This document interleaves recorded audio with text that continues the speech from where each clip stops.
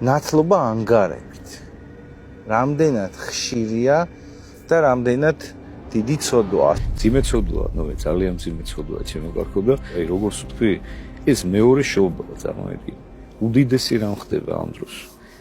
ეხლა მეორე დრო იშვი, მე კიდე მესამე დგინდა იშვა, ასე ანუ ვერ ხვდები შეიძლება ორჯერ დაიბადო დედის მოცილიდან. ხო არ არსებობს ეგეთი რამ.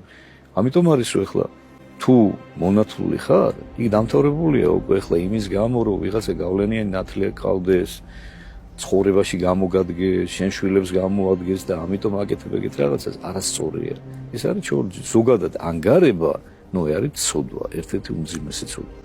ხო, აი პირველადაც რო იყოს, რამდენად დიდი ცოდვაა, როდესაც კი ბატონო, იგივეა აბსოლუტურად. ანუ ცოდვა თავისთავად როგორც ანგარება და მეორე კიდევ უფრო მნიშვნელოვანი აქ ის არის, რომ შენს უპასუხისმგებლობაზე მეტყველებს საეკლესიო საიდუმლოს მიმართ. ანუ შენ ვერაცნობიერებ აქ რა ხდება ამ დროს. აი ზუსტად ეს თქვი თავიდან რა, რომ ეს რაღაც დანათესავების რიტუალამდე დაყავთ ეს ყველაფერი რა და ამ დროს უდიდესი პასუხისმგებლობაა ეს ღმერთის წინაშე. ამ დროს ადამიანს როგორც საერთო ცხოვრებაში გვავიწყდება ხოლმე, ამ დროსაც ავიწყდება რომ მოკვდავია და ღვთის წინაშე პასუხისმგებლობა მოუწევს. ურწმუნოებამდე მივდივართ, ჩემო ძვირფას, ურწმუნოებამდე.